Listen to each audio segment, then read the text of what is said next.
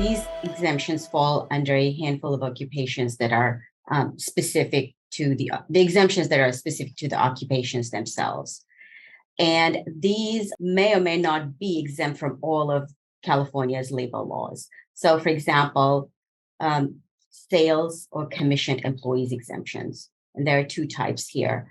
We have the inside sales, generally referred to as retail sales, self-employee exemption.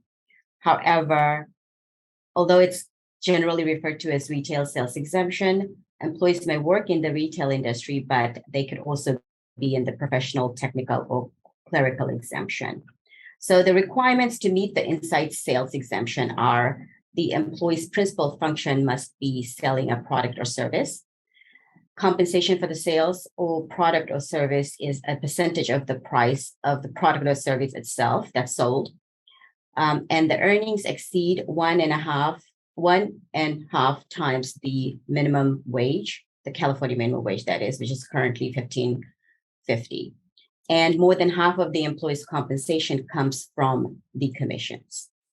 And this occupation is only exempt from the overtime labor laws, not from rest and meal breaks, or wage statements and all of the other requirements. So employers must still follow those requirements. So the checklist, here's a quick checklist if you want to make sure that your inside sales exempt employee meets the exemption. There are two questions, basically. Employees' earnings paid each pay period exceed 1.5 times the minimum wage. And then more than half of the employee's compensation represents commissions. If there is a guaranteed draw against commission, the DLSE and the California courts may consider that the earnings are not in fact commissions, but instead salary. And in that case, the exemption may not apply.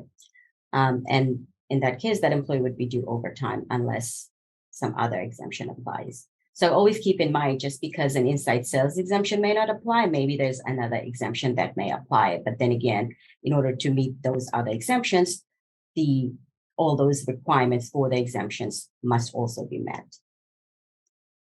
The second type of sales exemption is the outside sales exemption.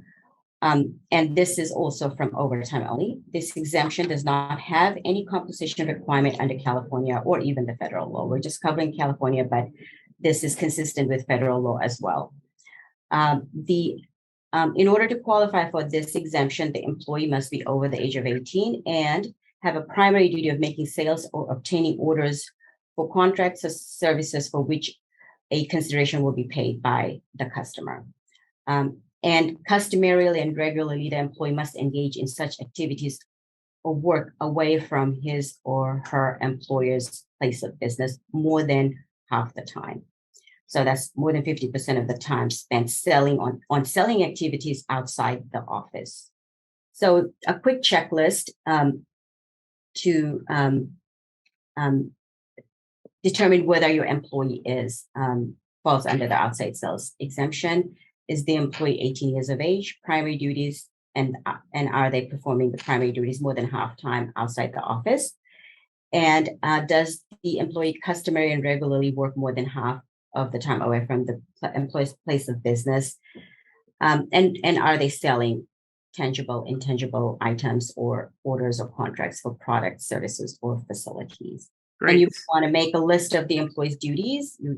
I think the best way to do this is to list all the duties and then the percentage of the time required for each task, and then evaluate whether it's sales related and then how much of that time they're spending outside or would be generally estimated to be required by the employee to spend outside the employee's place of business.